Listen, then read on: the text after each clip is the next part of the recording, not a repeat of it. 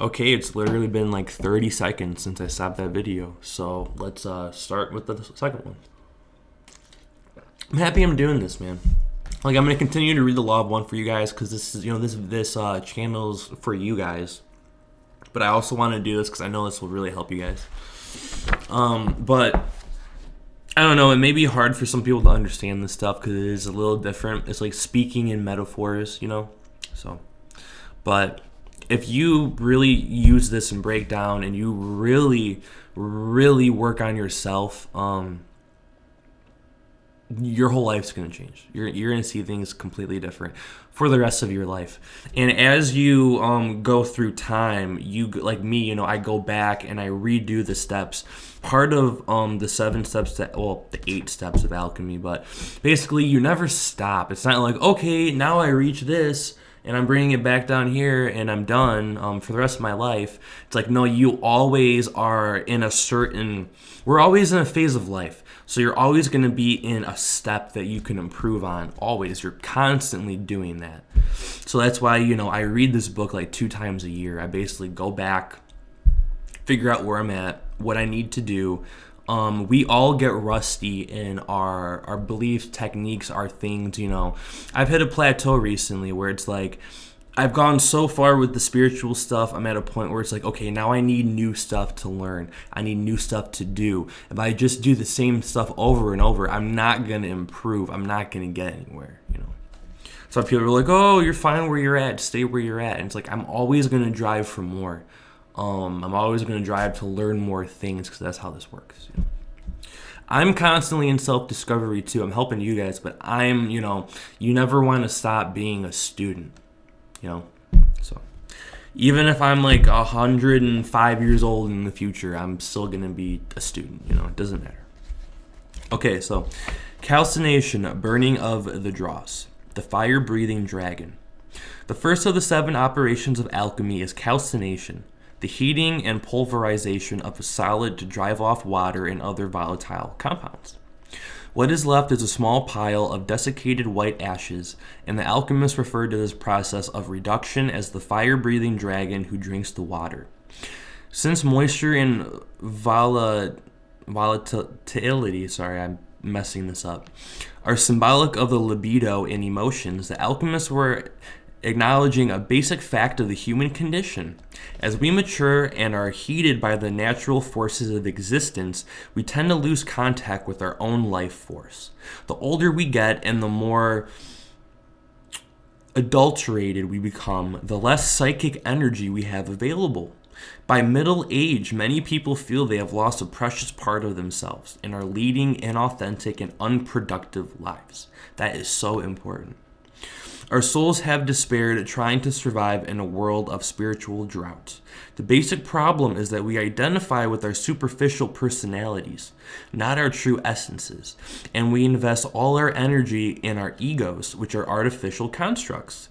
In other words, we spend our life force trying to animate Frankenstein monsters that were never meant to live. That is why life for most human beings is one assault on their ego after another, and the more we try to enhance or enshrine our egos, the more insult we suffer.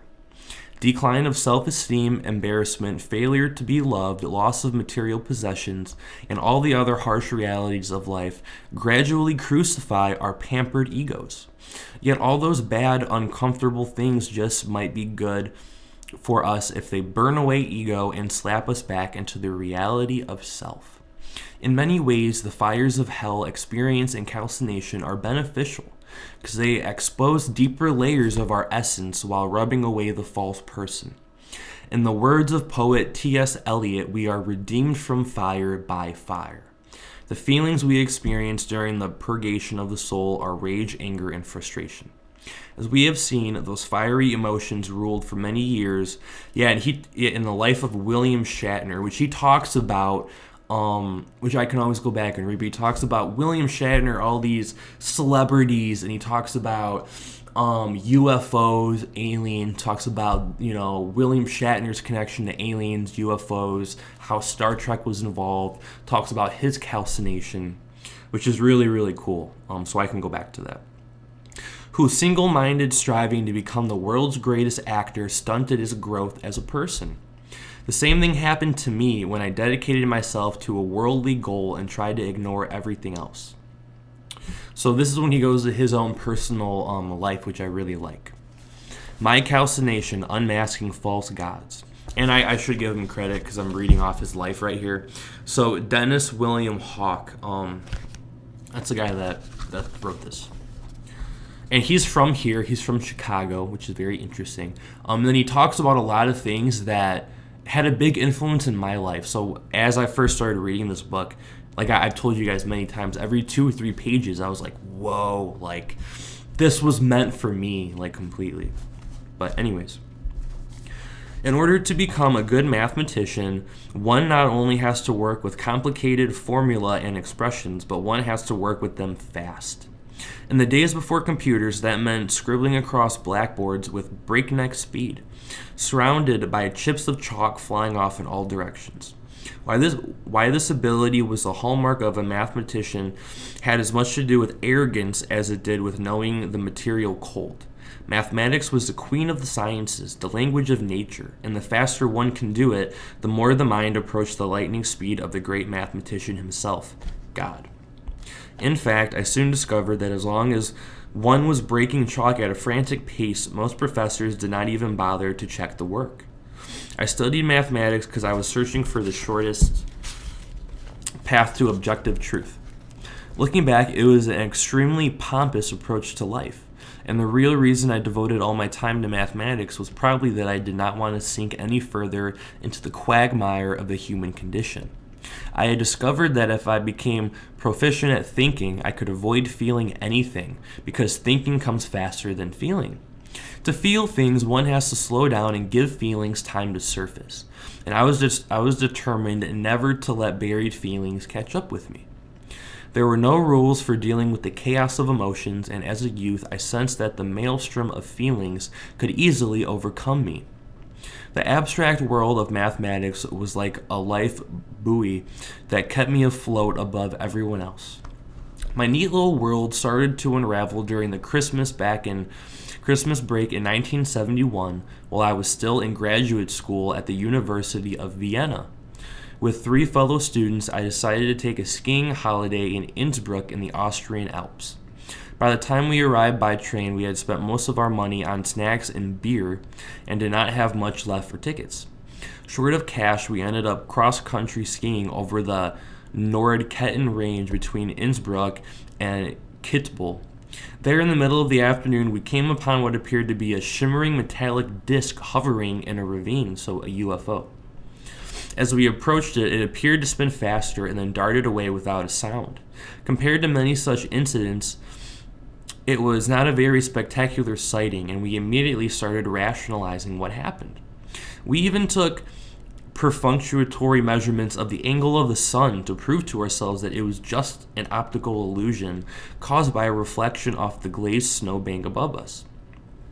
Maybe it was just excitement, but what bothered me most about the incident was an odd burning sensation in my gut that felt like I was somehow fueling what was happening.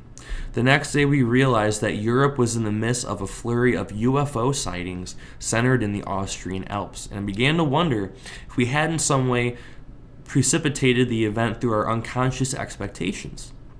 Though I never believed we encountered an extraterrestrial craft, the experience was more than just a hallucination. I was certain we actually participated in whatever physical phenomenon happened in that ravine. I joined an international UFO research organization when I got back to Vienna, and after I returned to the United States, I became a mathematics consultant and field investigator for 4 different national groups.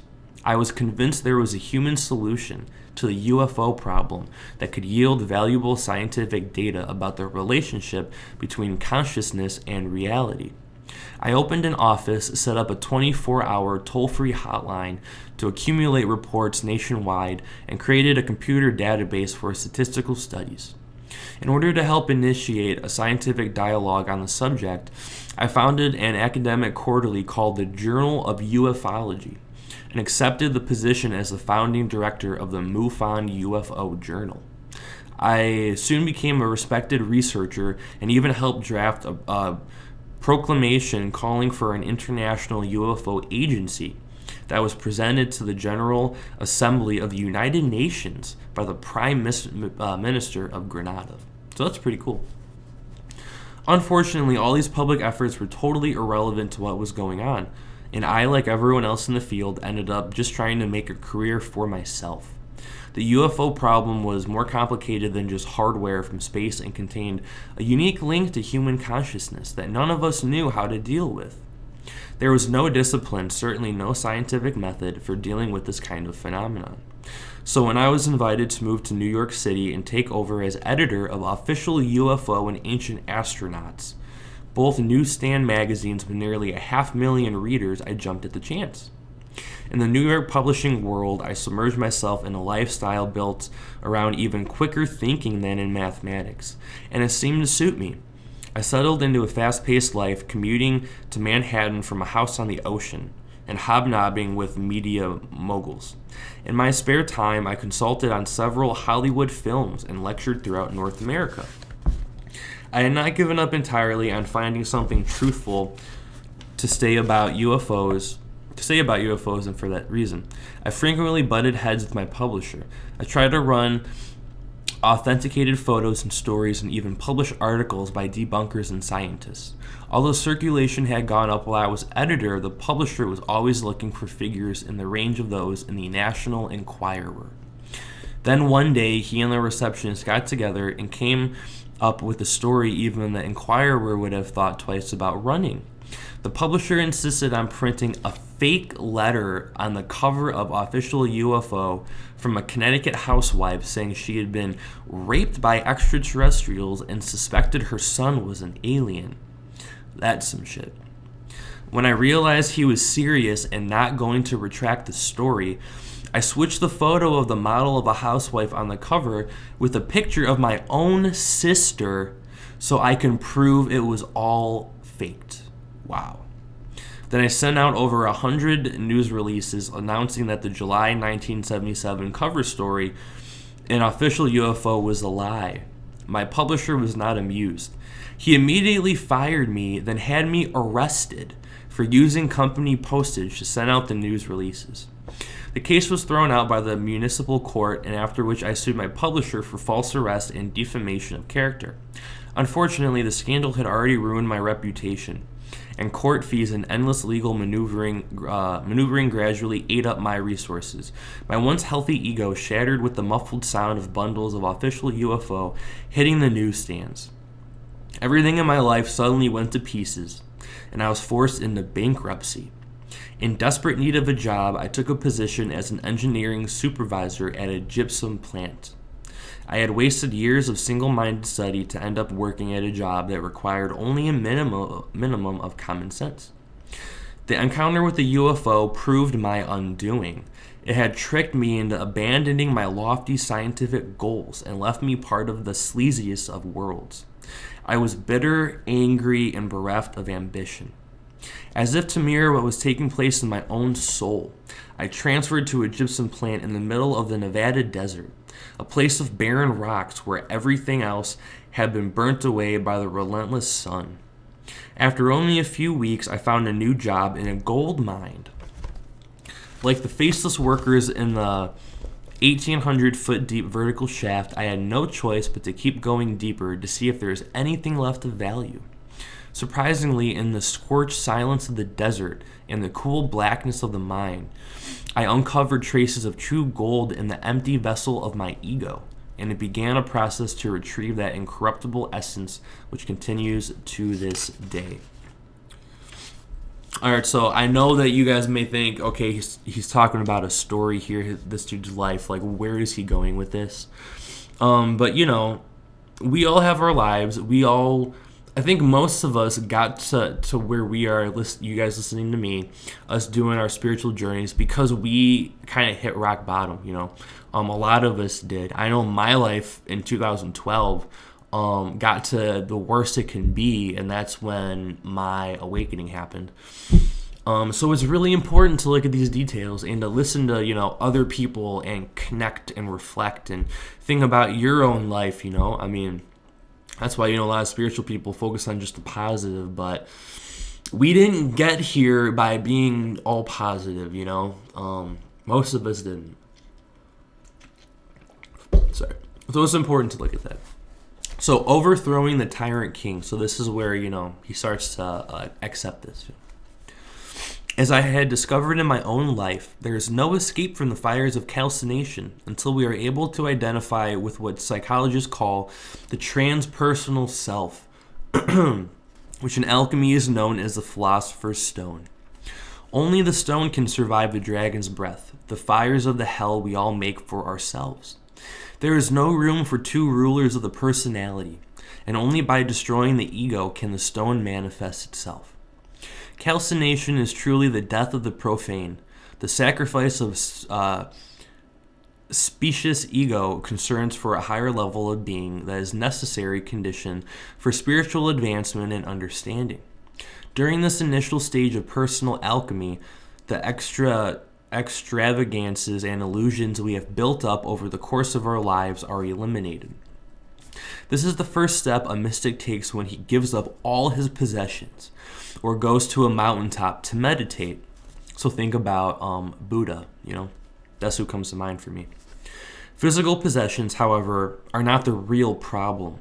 Rather, it is the significance we give them and our attitude towards the world that is in error. By burning away all that is not relevant, we get a better picture of our true situation in an existential sense. In simplest terms, the purpose of personal calcination is the suppression and taming of ego. The ego must be buried in the white perished ash created by the emotions of the libido intensifying and burning themselves out. In this way, the ego king, the former ruling principle of the psyche, is sacrificed for the good of the whole personality. As in a pagan fertility ritual, the dead king is sacrificed so his spirit will multiply like grain and be reborn for the good of the whole community. And I really like the pictures in this. I love the pictures in this book. I can't really see, so the king sitting in the flames,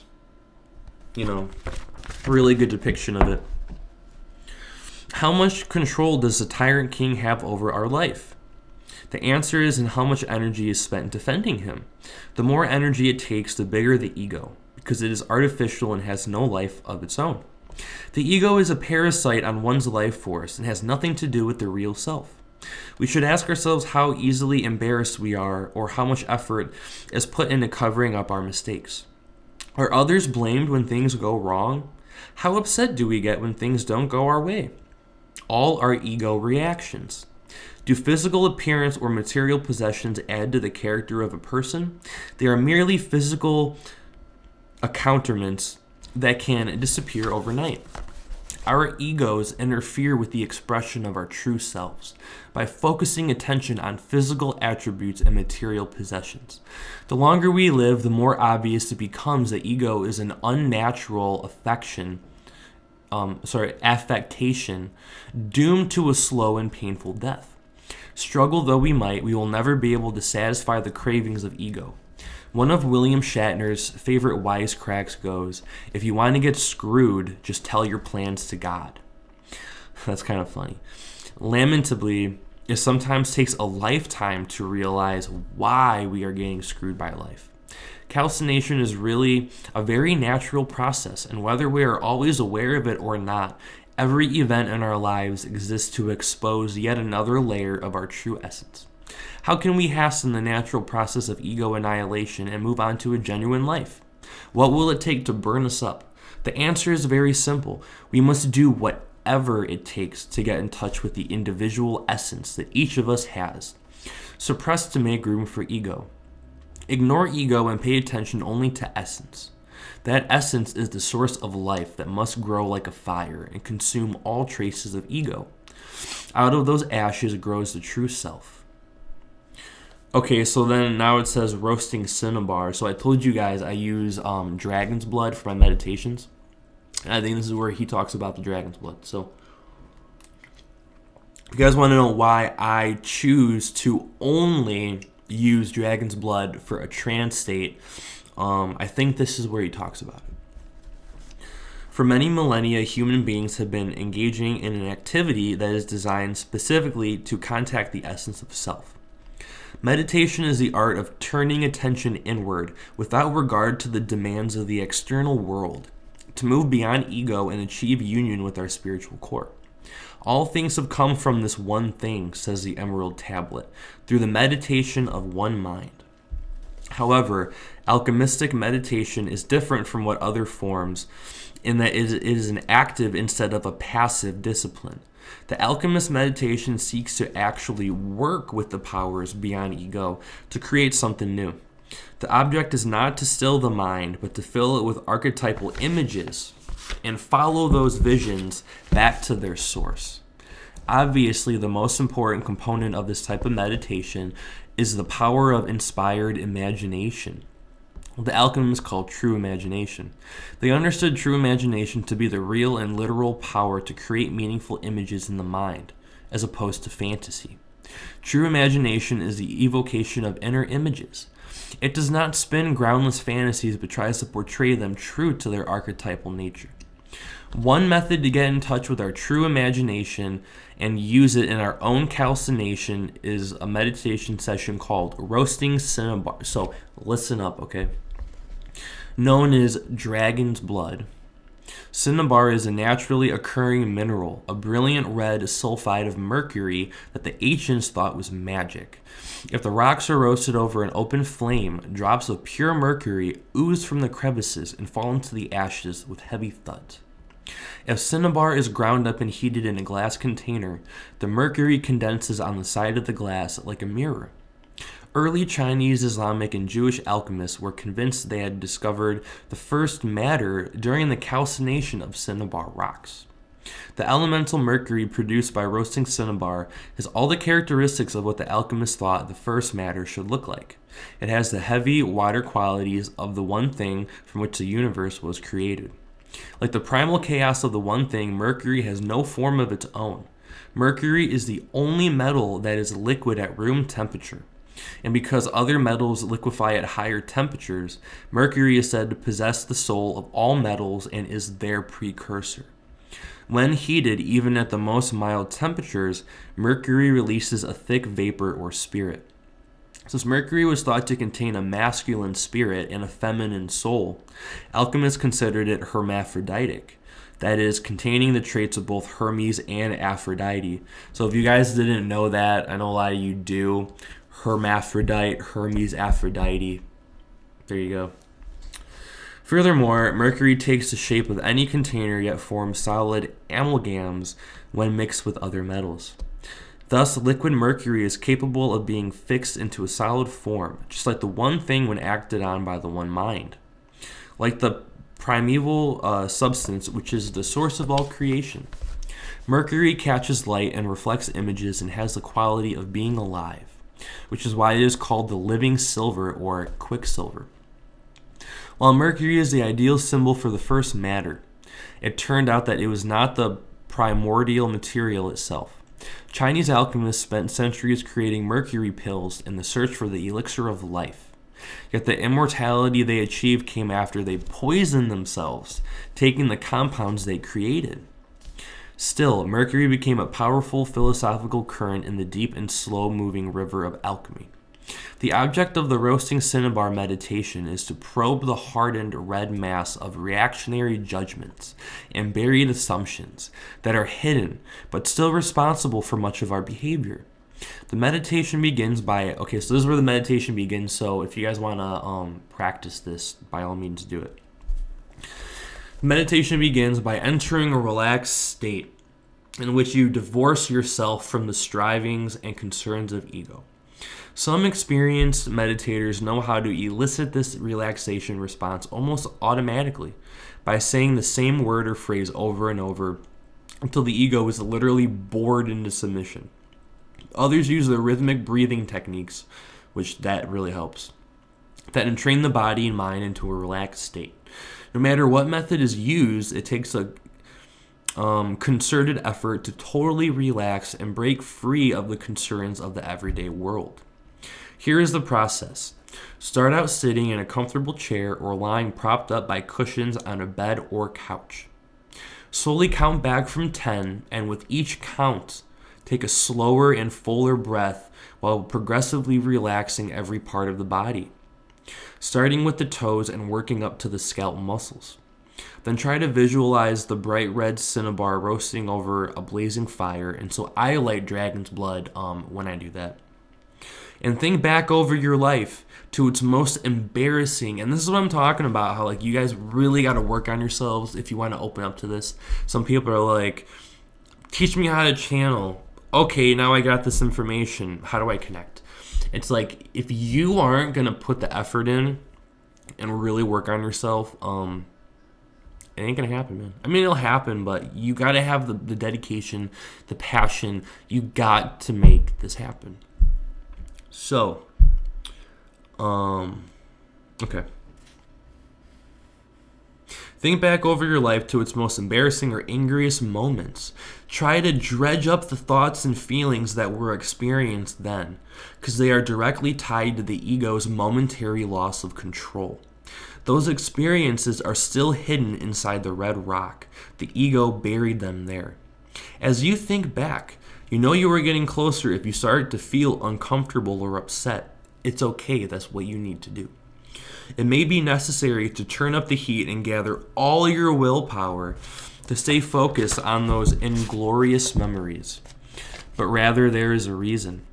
In the meditative state, you are temporarily divorced from ego and can clearly see the follies and injustices of ego-centered existence.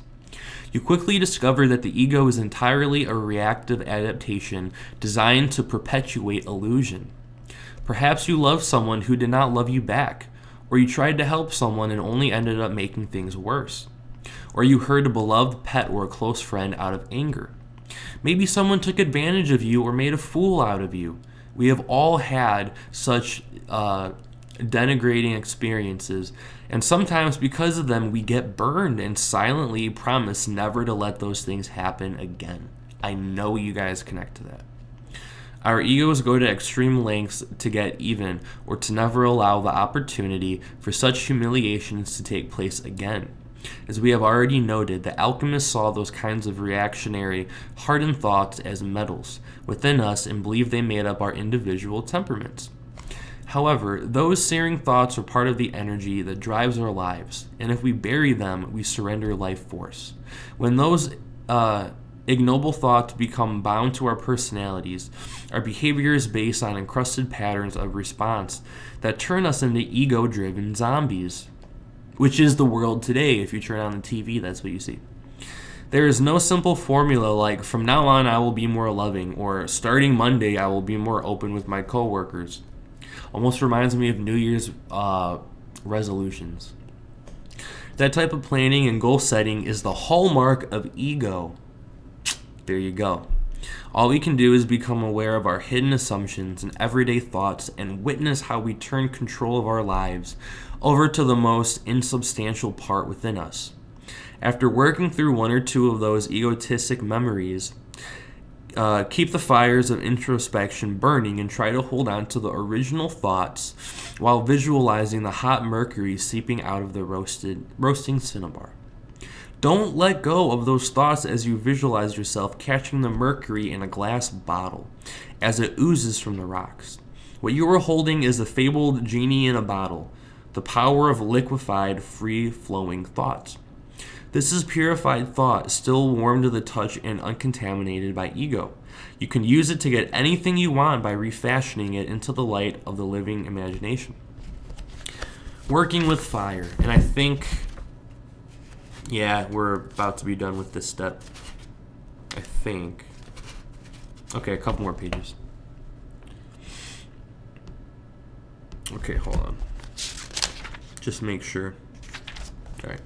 So working with fire. The light of the true imagination has its source the fiery consciousness of a person undergoing transformation. These fires are fanned by an intense desire to seek only truth, and if we do not ignite them under our own control, they will erupt by the spontaneous combustion of the psychological garbage we carry with us. Controlled transformation begins by setting the fires in the crucible of soul through alchemistic meditation. That is why the alchemists were known as fire philosophers. They sought to consume themselves in spiritual flames so that they might find something eternal by revealing their purest components. Amen to that. Their furnace, or athanor, was the human body, where the metals as hardened thoughts and emotions were cooked through the various stages of perfection within the hermetically sealed vessel of mind. Without this fire of consciousness, of heightened awareness and concentrated imagination which joins body, soul, and spirit, alchemy cannot work.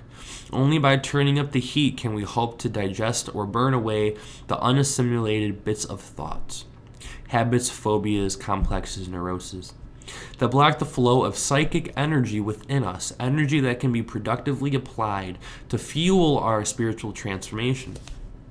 Like all the processes in alchemy, calcination has an unspoken component, which is usually expressed in the form of strange-looking drawings, emblems, and diagrams.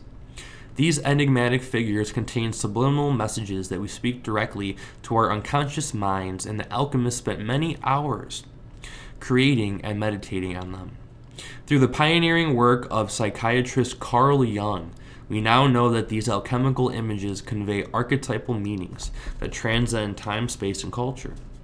Images of calcination include skulls, funeral pyres, hell or purgatory, torture, crucifixion, birds rising from flames, and confrontations with ravens, imps, dragons, or devils.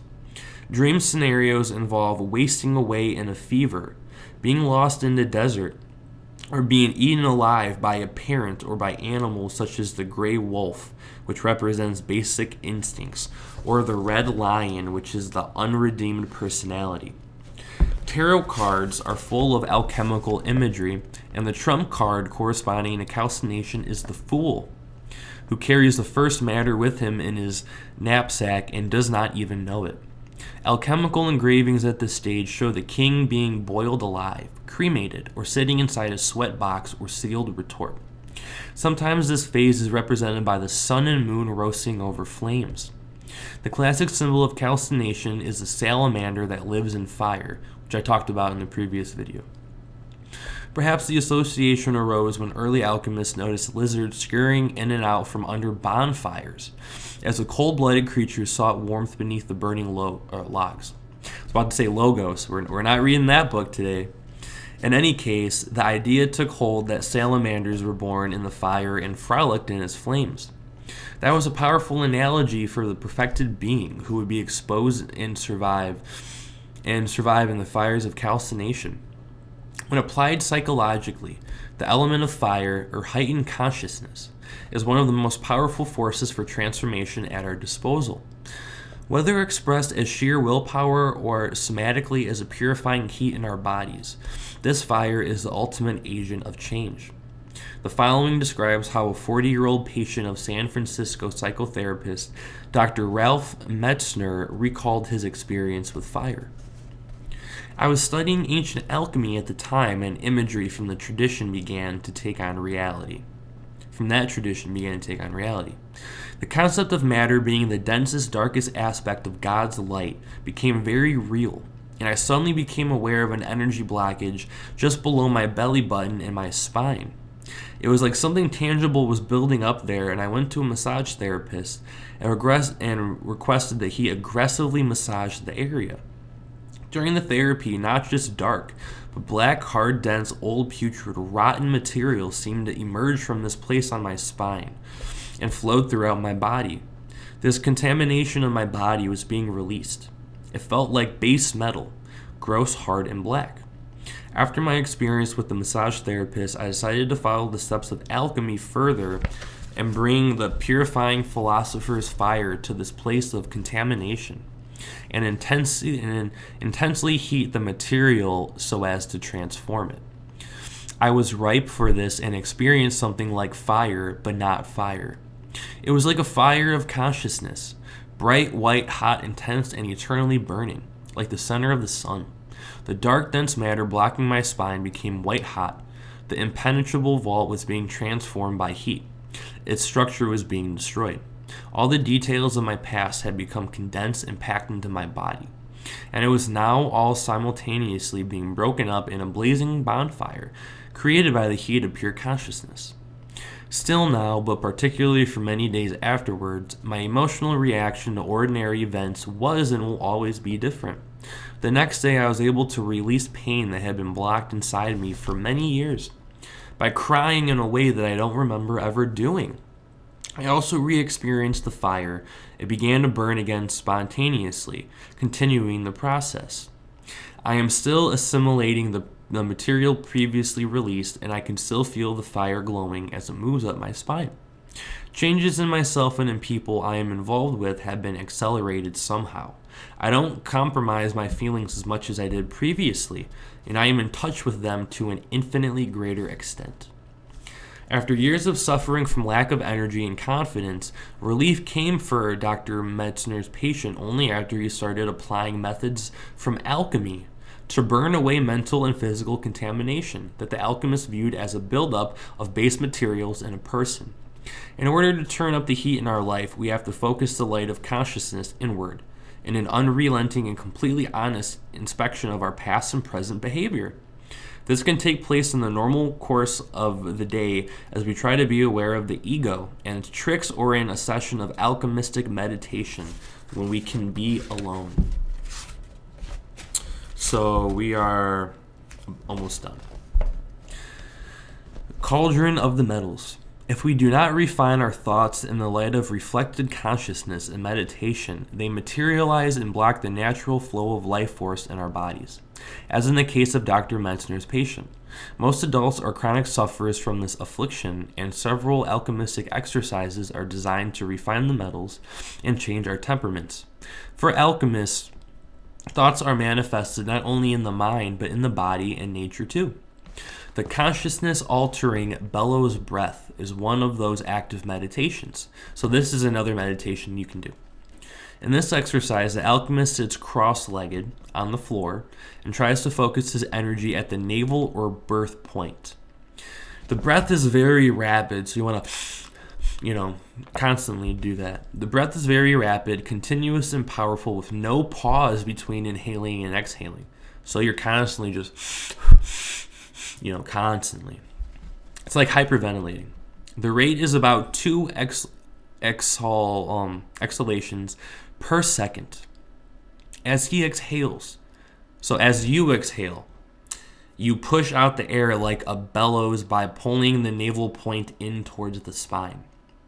So he says he, but I'm going to put the words you. So when you inhale, you use a forward thrust of the navel to bring air into the lungs. You try to keep a smooth, balanced breath with no emphasis on either the taking in or expulsion of air. After a few minutes of fanning the fire, you start to feel a warmth rise from the stomach and accumulate in the head. Sometimes practitioners report being able to see the shining quintessence within. They close their eyes after about 3 minutes of performing this strenuous exercise. After about 5 minutes, most people experience a blunting of the ego, which is the final goal for many yogis. If we try to stop this point, there is a bouncing or a spilling sensation, as the metallic energy returns to the cauldron at the base of the spine. If we continue, the fluid warmth of the living mercury rises from that area into the head and then spreads slowly to other locations in the body. We should use this opportunity to experience the rising energy without making any assumptions or judgments about what is going on. We simply feel the energy of pure thought and how it seems to follow the nervous system to different areas of the body. Aside from releasing knots of trapped energy along the spine, the bellows breath has health benefits, such as oxygenating the blood and cleansing toxins. And regular practice quickly expands lung capacity. The bellows breath combines the elements of fire and air, which is a powerful spiritizing combination of alchemical forces. Another moving meditation for calcination is the dance of sulfur. Sulfur is a yellow powder which, when ignited, burns with a biting odor and leaves behind a red plastic-looking residue. The alchemists believed it embodied the active masculine principle of creation, and sulfuric acid, the vitriol, was the driving force in most of their experiments. The dance of sulfur is an aerobatic exercise designed to increase the metabolic rate and use the fiery energy to loosen metallic blockages along the entire frame of the body. The basic movement is an aerobic workout to rock beat music. Any aerobic routine like jogging in place or in a circle, which raises the heart rate for at least 20 minutes, can be used. Other possibilities include fast dancing, stepping in place, or skipping rope. The idea is to increase the heart rate and metabolism so that the physical exertion temporarily knocks the concerns of ego out of the picture, and we can focus entirely on the state of the body. At this point of empty-mindedness, we start visualizing fiery energy rising up in waves from below. This can be accomplished by imagining we are running over hot coals, or pretending that if we run fast enough we can fly. The theory behind this exercise is that without the interference of ego, body energy more easily follows thought. We can focus our attention on the sensation of heat rising up and direct that energy to tensed up or problem areas in the body. We can also visualize the melting away of hardened metallic blockages while maintaining the aerobic pace.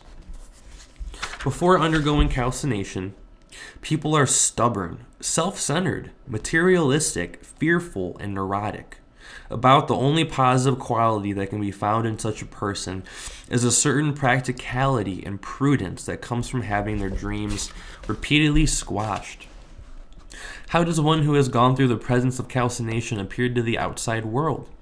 He or she has gained respect for the most powerful hidden forces within, and has lost respect for the transient and illusory forces outside.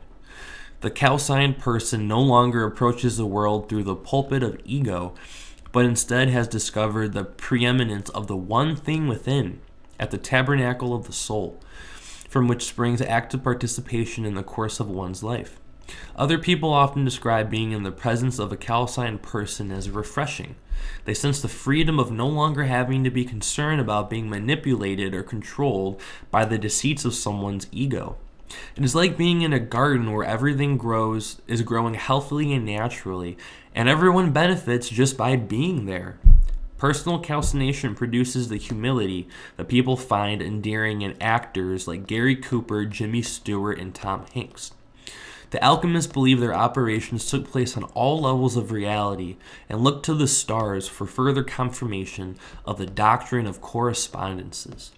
The symbol they assigned to the process of calcination was the ram horns of the constellation of Aries, which I'm an Aries to a T. I was born on April 16th. I am everything that an Aries is. That's me 1,000%. This fire sign originated in ancient Egypt with the ram-headed sun god Amun, whose powers even then were associated with the emergence and assertion of ego. Astrologically, the search of the Aryan is for a separate identity, and like the sun at Exalt, Aries is the most fiery of all the signs. That's for damn sure. The personal qualities of the Aryan, are boundless energy and pioneering exuberance, though they can be impatient, and that's me, impatient and self-centered, concentrating on future success and ignoring their past, and doing battle with anyone who stands in their way. William Shatner, Warren Beatty, Joan Crawford, Anita Bryant, Marlon Brando, Howard Cosell, Jane Mansfield, Hugh Hefner, David Letterman, and Robert Downey Jr. were all born under the sign of the ram. The alchemists also associated the fire sign of Sagittarius, that's my brother, which is weird. I was born on Easter, and he was born on Thanksgiving. It's kind of interesting. The alchemists also associated the fire sign of Sagittarius with the incendiary fires of calcination, and the Egyptians considered it a sign of war.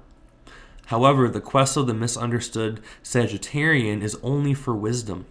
The Sagittarian is expansive, playful, brutally honest, with a fiery imagination that is often full of sexual images. But if they can control their imaginations, their outspokenness makes them excellent teachers and preachers, as well as the type of leader that never backs down.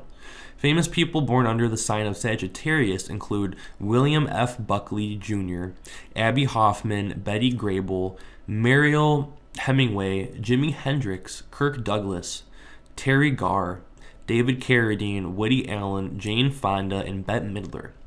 Calcination is only the first step in the process of personal transformation, but it is a crucial break with the world necessary to begin the work. We will continue our trek toward the perfected stone in the following chapter, where the ashes resulting from the calcination of our ego and conscious thoughts are dissolved in the powerful waters of the id and the subconscious mind. So, I'll stop there. That was really, I don't know, to me, like I said, you guys might not understand this. You guys might be more on the law of one side. Oh, my chair is like, I need a new chair. My leg is like broken on this chair. Sorry. But it's very, very beneficial. This is extremely helpful.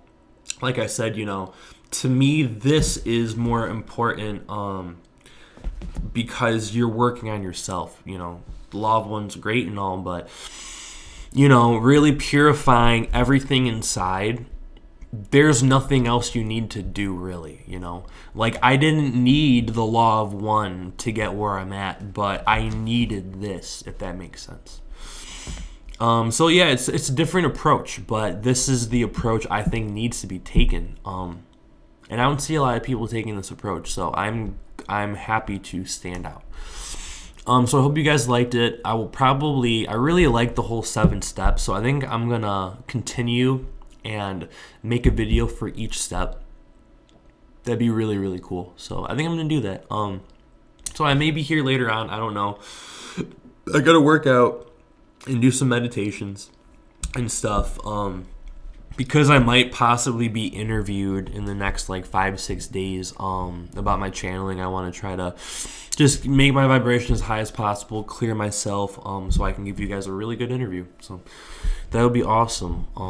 Kind of nervous about it, but at the same time, just have fun, have fun with this. It'll be a good time. So I hope you guys liked it. I am Jake. I love y'all. Have a good day. Be safe, and many blessings to all of you. So thank you guys. I'm really happy that I made this video, and I'm really happy I'm helping you guys because this is some real stuff. And I've always been connected to Egyptians, ancient Egypt, and this is like ancient Egyptian, spiritual belief stuff. So if you're someone who connects to ancient Egypt, or if you're like me and you have past lives and visions of Egypt, I think that you're going to resonate with this very much so. So thank you guys. I'm going to upload both these videos. There's 2 hours of stuff, and that's going to take me, it's going to take 2 hours just to upload, which sucks, but whatever. So all right, guys, have a good one. Peace.